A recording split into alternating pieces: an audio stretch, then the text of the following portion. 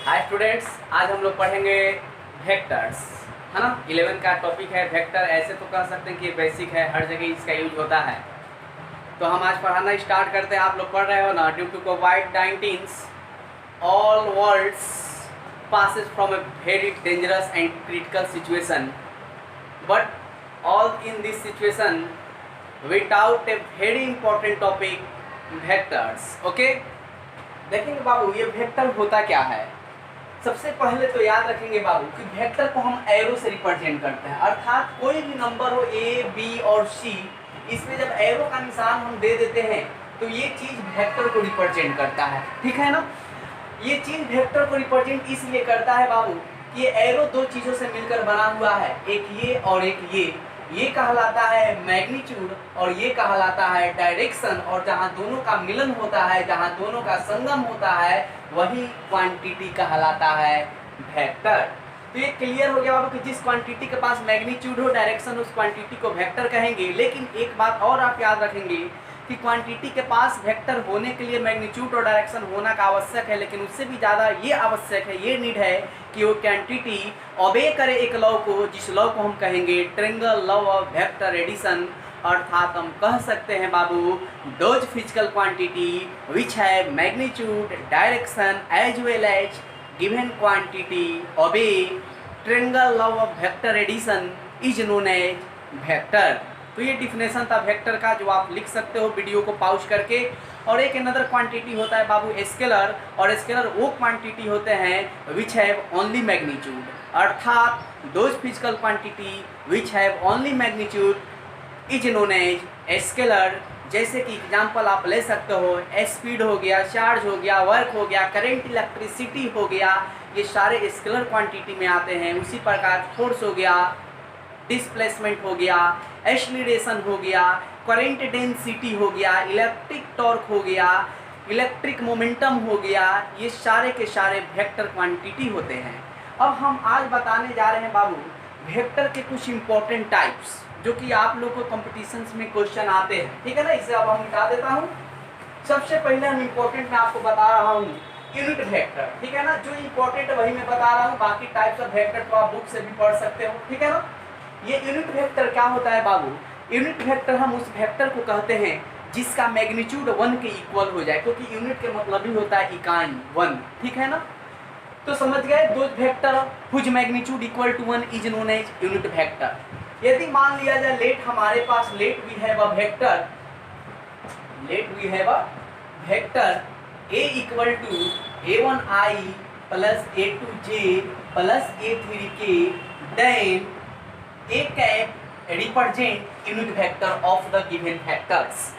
i, j और k vector के equation को रिप्रेजेंट करता है। जैसे कि आप लोग किसी फंक्शन में sine theta, cos theta, tan theta देखते हो तो आपको यही लगता है कि ट्रिगोमेट्री का फंक्शन है। उसी प्रकार i, j और k देख लीजिएगा तो समझ लीजिएगा कि एक वेक्टर का इक्वेशन है। ठीक है ना बाबू।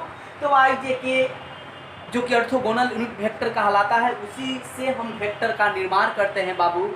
तो इस वेक्टर का यूनिट वेक्टर हमें निकालना है। तो यूनिट वेक्टर का जो फॉर्मूला होता है बाबू, वो होता है given vector upon magnitude of given vector. ठीक है ना। यानी कि हम क्या कहें बाबू, जो वेक्टर दिया है उसी वेक्टर के मैग्नीट्यूड से डिवाइड दे देने से निकल जाता है यूनिट वेक्टर। अर्थात इस वेक्टर का यूनिट वेक्टर क्या होगा, a1i plus a2j plus a3k upon इस वेक्टर का मैग्नीट्यूड।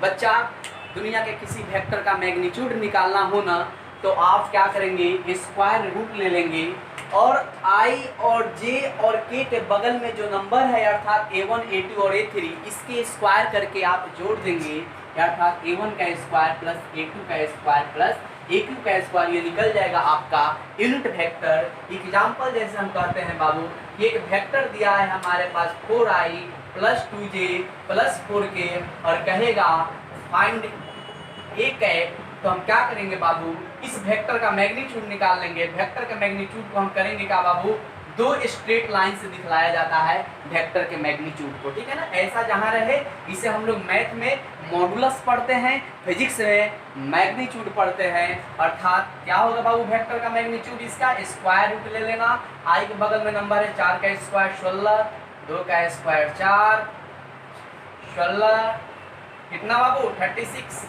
रूट वैल्यू कितना दे देगा 6, ये मैग्नीट्यूड आया।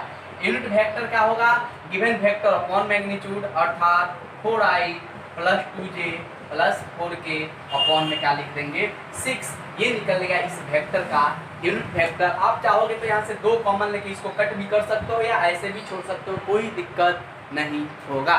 तो यूनिट वेक्टर आप समझ गए। कभी कभी क्वेश्चन यूनिट वेक्टर पे पूछता है कि एक वेक्टर दे दिया जाता है, जैसे कि हम यहाँ पे क्वेश्चन देते हैं कि if 0.5i plus 0.8j plus ck represent a unit vector, ये किसको रिप्रेजेंट कर रहा है यूनिट वेक्टर को, then find the value of c question marks. Question कह रहा है बाबू कि ये दिया हुआ वेक्टर एक यूनिट वेक्टर को दिखला रहा है, रिप्रेजेंट कर रहा है, तो c का वैल्यू क्या होगा। अभी हमने आपको बताया कि एक वेक्टर यूनिट तभी हो सकता है जब उस वेक्टर का मैग्नीट्यूड 1 के इक्वल हो जाए। तो ये वेक्टर यूनिट वेक्टर है अकॉर्डिंग टू क्वेश्चन, तो इसका मैग्नीट्यूड 1 होगा। तो हम करेंगे क्या बाबू कि इस वेक्टर का मैग्नीट्यूड हम 1 कर लेते हैं।